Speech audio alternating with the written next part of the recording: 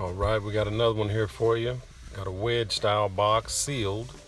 It's gonna house two 12-inch JL Audio W0v3 subs. Fits in a 4-door GMC truck under the rear seat. Oh, you gotta pay homage. 210 design as always. On this style box, we're gonna use 1/2-inch MDF. When I start the wedge style boxes, I always pre-cut everything.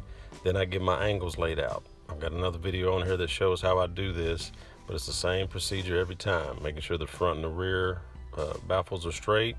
Then you line up your pencil mark with your blade, get your angle set right, and I always do a couple of pre-cuts longer than I actually need just to make sure my angle's right before I go ahead and do the initial cut, get the angles cut down, and your cuts usually come out pretty straight. Now I'm testing just to make sure my mounting depth is right, like I said, because it's real close with them 12-inch subs. Now I'm going to split up the bottom for the transmission hump, get your angles cut for what I have to do.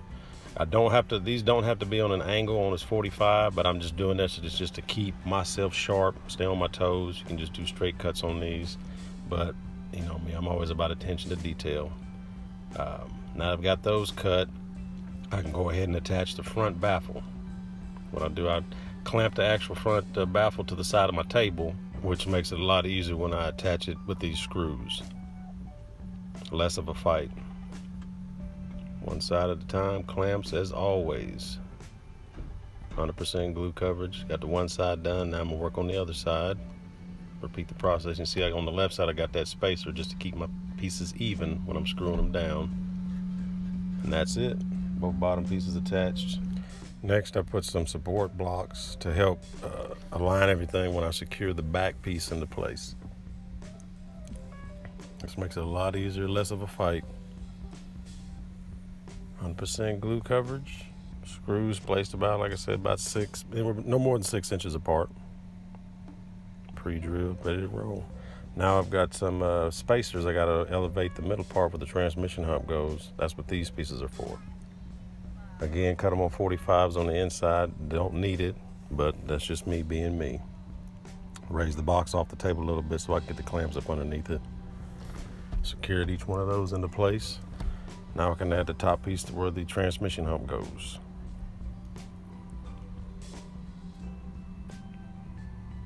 Everything cut to fit.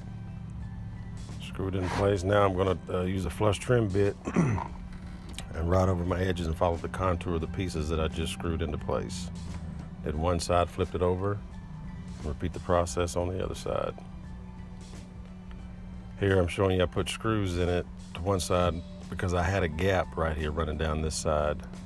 Once I put it in place, this is what it looked like. This is the back piece before I added screws to it. Now they're both solid, no gaps. And that's what you gotta have it when you're doing sealed boxes. Okay, now I'm working on the side pieces now, getting my angles lined out, dry fit into place, clamp for a good secure fit, drew my line, then put a couple pieces of double face tape on the piece I'm keeping, ran a scrap piece through the table saw, gapped accordingly. Then I'll set my piece that I want to save and press it onto that scrap piece I just cut. Now I've got a straight edge to follow. That's how I do all my angle pieces on all my boxes. Smooth cut, no jagged edges, don't have to do it with a jigsaw, no guessing. Ready to put it into place. Clamps and glue. I use those smaller star head screws on this when I'm using 1/2-inch MDF because it's less of a fight. The head doesn't stick out that far because you don't have a lot of material to deal with in the first place. Repeated the process on the other side. All right, now I'm ready to start on the divider. Repeat the process as I did with the sides. Get everything in. I'm trying to find the center point of the box. Get the internal cubic feet as close as I possibly can. That's it, run that straight edge on it. This piece I'm using 3/4. I was actually out of 1/2 inch for that size, and I didn't want to cut into the rest of that sheet, so I just used a 3/4 piece. Not gonna hurt anything, plus it's gonna help when I get ready to start laying screws through the top of it, making sure I don't split out and miss. But here I am marking it all the way around the box so I don't miss with my screw points. Everything's pre-drilled, clamped, glued, and screwed into place. And there we go, two equal chambers. Now I can get ready to start looking at the top piece. What I use here, I use fall off pieces of my wedges put up under the box to get it even. So when I put the top piece on, it doesn't slide everywhere on top of that glue. And use the wedges also on the top to get an even clamp down as well. There it is, completely enclosed. Box is finished. Now I take the orbital sander, hit all my edges, get everything nice and smooth, extra crispy. Oh yeah, that's what I'm talking about. Now I'll do my pre-measurement for my ID of the sub, the mounting depth, and the OD, the outer diameter of the sub as well, just so I can have all that into play when I get ready to start finding my locations. Double checking the mounting depth, and that JL comes with a thin rubber gasket on the bottom of it. I don't know if you saw that or not. Finding my center point, because mounting depth is going to be critical on this, and I want to be 100% sure, so I measured 3 or 4 different times before I started cutting. Getting the width on the back side. Find the center point to see exactly where the outer side of that basket, the cover for the magnet, will hit, making sure I got clearance. Found my center, drilled my holes. Now I can take that router,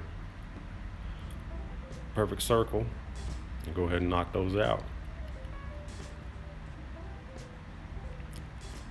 And I always double check after I cut it, just to make sure if I got to add any filler or spacers. Now I'm going to put the speaker terminal, and I'm going to mount that right there on top of the transmission hump area. That's where that one will go. Out of the way, won't be seen. Some 1.25 inch wooden dowels, pre-drill. Some added bracing for these. I put one on each side of the chamber. You'll see the location here in a second. But I marked those as well. Those are cut on angles. I used a nail, pushed down through, get everything even, traced it out, outlined it, and drilled from the inside out. That way I don't miss when I shoot it in from the bottom up. There we go, tapped it out, followed through with the drill hole. Then I know I'm straight. Everything is always pre-drilled and always 100% glue coverage on every piece. And there you go. Once I got it all in, and I added some glue around the edges, top and bottom. Now she's solid. Now I can get ready for this 1/4 inch hardboard. Start working the outside. I'll have one piece on the front and a piece on each side. And there's my router. I'm gonna go ahead and flush out that transmission hump. And this, like I said, using the hardboard will enable me to wrap it and have a place to tuck my edges so I don't have to worry about seams. These are gonna be my side pieces. One on each side trimmed out. I think it was 1.25 inches all the way around.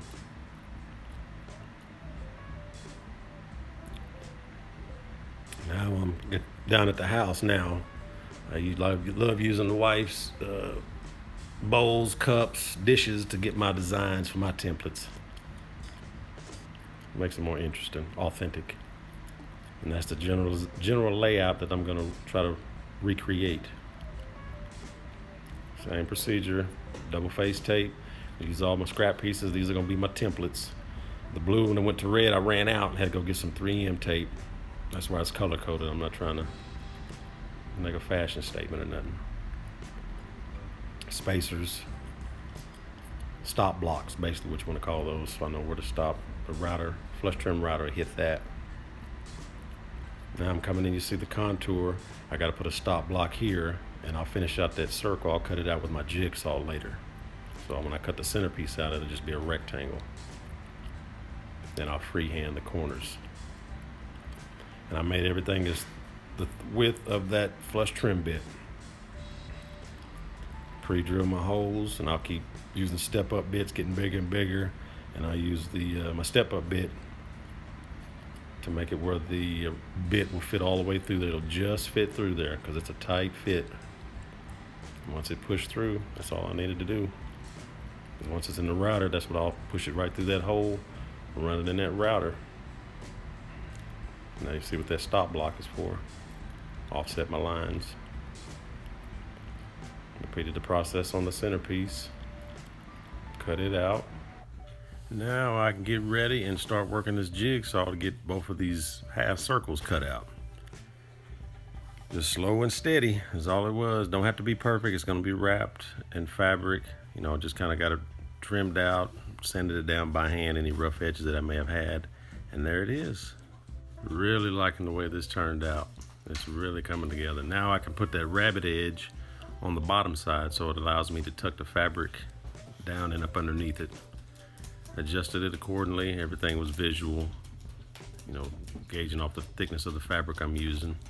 And just walked it all the way around. On the thinner lower edge, I had to be careful on that one. Had to eyeball it. Now I'll get all my side pieces and do the same thing to it, only trimming away what's needed, not everything. Ready to hook these on. Always using glue and screws. I used, I think, 1-inch screws on this one when I'm attaching these hardboard pieces in. Now I can get ready to start cutting out my plexi. Lined out, used a marker to get the contours, cut everything with that table saw, test fit it a couple times, and it dropped right in. Outlined it with a pencil, the area that I need to cover, hit it with some spray glue, 2-point contact, laid the fabric on down. Then I'll set the plexiglass over the top of it, and then I'll outline it, cut it out, trim away all the excess.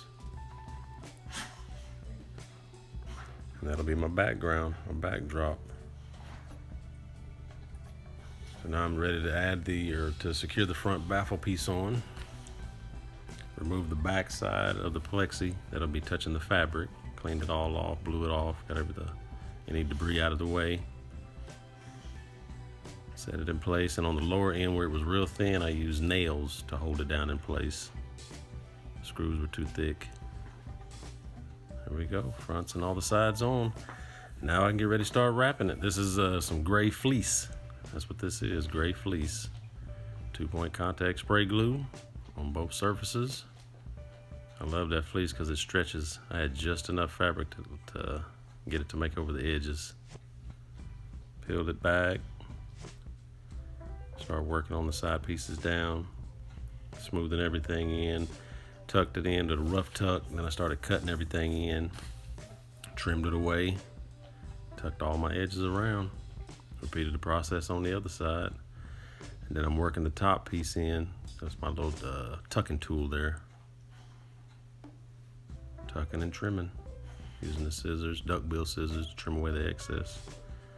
Work the back side, just repeating the processes all the way around the box. I wasn't going to wrap the box or the back of the box because it'll never be seen, but like I said, the fleece stretched and it actually made it all the way around. Secured it with staples, then trimmed away the excess, just in case that glue ever releases. The staples will hold it in place, won't let it go. Masked off, or put some paper over the center part where the plexi was before I sprayed the front, just to prevent that overspray. Complete, trimmed it all the way around. Bottom side's done. Now I can start working the baffle pieces, those slits. Take the razor blade, split it down the middle, use that little tool to tuck it all the way around. Just tedious stuff, take your time. Don't get frustrated, it'll come together. I'll start on the plexiglass part. Same thing with it, just took my time, tucking and going. Cut the red strips out for the slits and the side pieces. Hit it with some spray glue, pressed them in, roughed them down and tucked them. Pretty straightforward at this point, just repeating myself, repeating the steps. Love that two-tone look. Matches his truck. His truck is red, interior is gray. It's not the exact same gray, but it's close enough. It's closer than charcoal gray, I'll put it that way. There you go. That finished look. Oh yeah. I like that. I like it a lot. Pressed in and trimmed the subwoofer cutouts. Like I said, those are pretty straightforward. Just pushed them down, trimmed them back. Just took that blade around the bottom sides and walked it all the way around. There you go, JL Audio 12-inch W0v3s. Single coils. I think they're 4 ohm, 300 watts RMS, if I'm not mistaken. You cannot go wrong with JL Audio. They are proven time and time again. Look at that wristband. When your base matters. Preach, brother. 12 gauge OFC. Drill 2 holes to connect them. So I'll be running them that way, connecting each subwoofer one out to one terminal. Just made it tight as I could to make through that hole. Right on in. 1.25 inch wood screws. Secure them in place. I always do mine by hand, never a drill. Updated the terminal cups there. Put some weather stripping on the back side to keep it airtight. When I secured into place, got it wired up 2.7 ohms. Now I can start removing the front protective coating on that plexi. That took a lot of time to get that off because it was coming out in strips.